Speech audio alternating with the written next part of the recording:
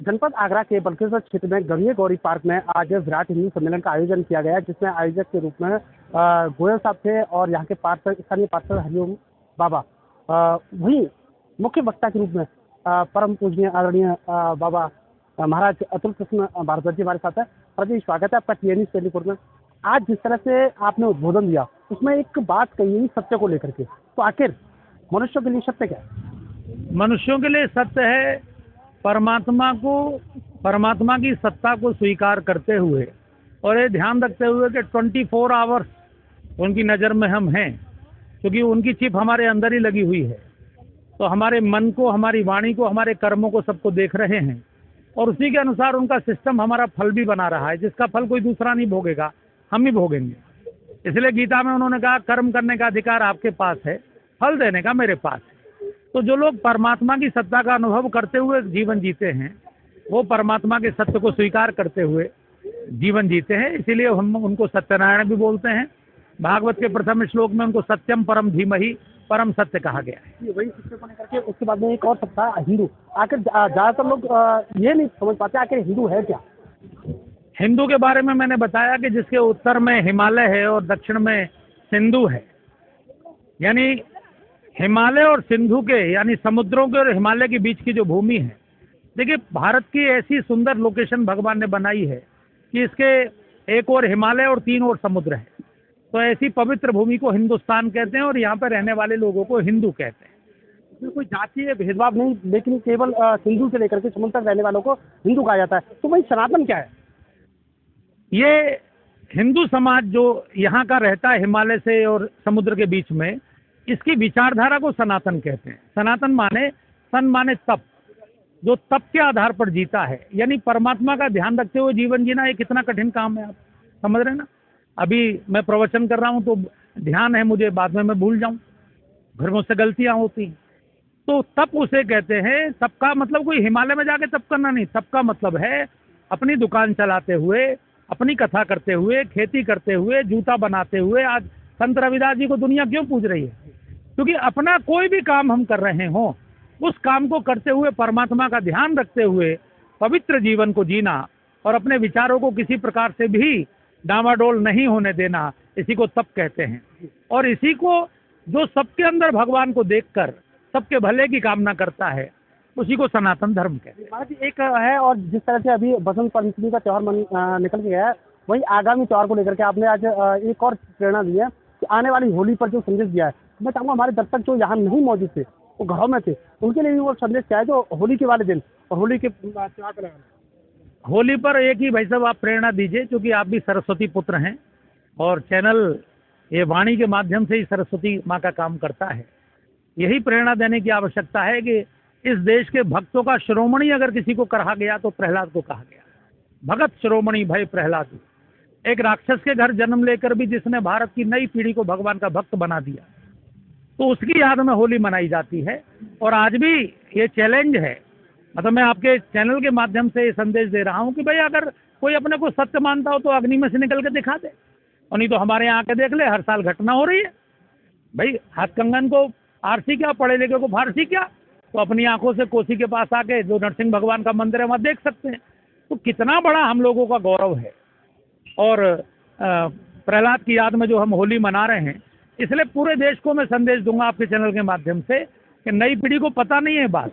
कोई सोचता है कृष्ण की याद में मना रहे हैं, कोई सोचता है राधा रानी की याद में मना रहे हैं, कोई कुछ कोई कुछ।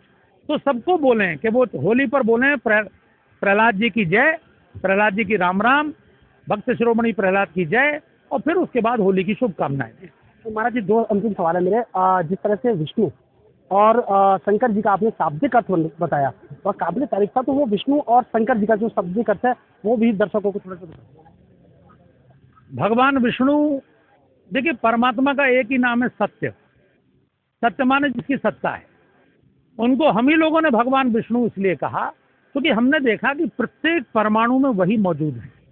और अभी मैं आपको खुशखबरी दे दूं भाई साहब आपके चैनल के माध्यम से, रोतेला जी, कि अभी 10 साल पहले मिस्टर पीटर हिग्स को गॉड पार्टिकल पर नोबेल प्राइज मिल गया। यानी साइंस वाले पहले आत्मा को नहीं मानते थे। स्वामी विवेकानंद ने पहली बार जगदीश चंद्र बोस को, जो बड़े वैज्ञानिक थे, उनको कहा कि भाई जब तक टेक्नोलॉजी से सिद्ध नहीं करोगे, पश्चिम वाले नहीं मानेंगे। तो उन्होंने सिद्ध किया कि पेड़ पौधों में जीवन है, कैस्कोग्राफ बनाए। उन्होंने बेतार का तार भी बनाया, लेकिन उसका नोबेल प्राइज मार्कोनी को दे दिया। अंग्रेजों की सत्ता थी, कुछ भी कर सकते थे। उन्हीं के शिष्य सत्येंद्र नाथ बोस ने थ्योरी दी कि जड़, चेतन, living things, non living things, सब में आत्मा है। वो सिद्ध नहीं कर पाए क्योंकि इतनी डिजिटल मशीन्स नहीं थी। तब उनकी थ्योरी पर काम करते हुए अभी ब्रिटेन के वैज्ञानिक ने 10 साल पहले नोबेल प्राइज हासिल किया। और थ्योरी को कहा गया हिग्स बोसोन और आत्मा को कहा गया गॉड पार्टिकल। तो आप इसको गूगल पे सर्च कर सकते हैं, जितने आपके श्रोता देख रहे हैं सब गूगल पे सर्च कर सकते हैं, चैट जीपीटी पे देख सकते हैं। अब पूरा पश्चिम आत्मा के अस्तित्व को मानता है। अब तो ये भी मान गए वैज्ञानिक कि पत्थर में भी आत्मा होती है, हर कण में होता है। इसलिए भगवान का नाम विष्णु है, और इसीलिए उनका नाम शंकर है, और इसीलिए उनका नाम शंभु है। उनको कोई आज तक डिकोड नहीं कर पाया, क्योंकि जिसे आप डिकोड कर लोगे फिर उसे तो आदेश दोगे। जैसे घर में आप रख लेते हो, एलेक्सा जरा बिजली जला दो, एलेक्सा जरा पंखा चला दो, ऐसे करते हो ना। तो फिर ऐसे भगवान को आदेश दिया, इसलिए भगवान को अभी तो कोई डिकोड नहीं कर पाया। निश्चित रूप से आपको बताते चलें कि जिस तरह से महाराज अतुल कृष्ण भारद्वाज जी ने जिस तरह से कहा है कि विज्ञान को लेकर के एक अपना पक्ष रखा है, निश्चित रूप से यह दुनिया के लिए बहुत बड़ा संदेश देने वाला है कि कहीं ना कहीं सनातन धर्म संपूर्ण विश्व में एकमात्र इस तरह का धर्म है जो सभी धर्मों को साथ लेने वाला व सभी को अपने साथ लेने वाला, चलने वाला है। TN 24 के लिए आगरा से पत्रकार अर्जुन रौतेला की खास खबर। मैं हरिओम गोयल, पार्षद, 884 भारतीय जनता पार्टी से।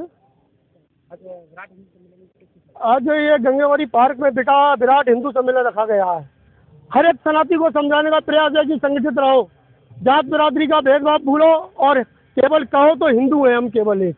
अगर आप संगठित रहोगे तो सुरक्षित रहोगे, नहीं तो जिहादी लोग के मानसिकता के लोग आपको खत्म करने की तैयारी में बैठे हुए हैं। अगर इतिहास को दोहराए तो आखिर ये बात किसने स्टार्ट किया? धर्मवाद किसी ने भी स्टार्ट किया, मैं उसमें नहीं जाता। मैं तो केवल एक ही बात जानता हूँ कि हम सब हिंदू भाई भाई हैं, ना कोई शूद्र है ना कोई ब्राह्मण है, सब एक समाज है। जितना अधिकार इस देश के ऊपर एक IAS का है, उतना अधिकार इस देश पे एक साइकिल चलाने वाले, एक रिक्शा चलाने वाले का भी है। निखिल गोयल, बाबा बलभद्रनाथ हिंदू सम्मेलन समिति का अध्यक्ष पद पर।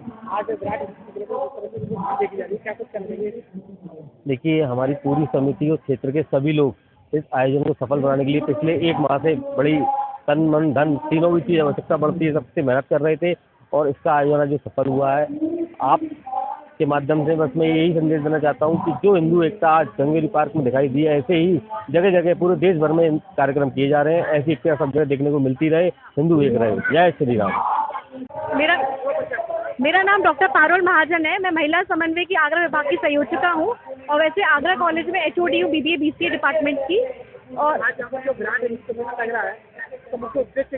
ये हमारा मुख्य उद्देश्य ये है कि सारे हिंदू समाज को एकत्रित करना और हमारे पंच परिवर्तन के जो 5 स्तंभ हैं उनके ऊपर चर्चा करना। पंच परिवर्तन है सामाजिक समरसता, परिवार प्रबोधन, स्वदेशी नागरिक कर्तव्य और पर्यावरण संरक्षण।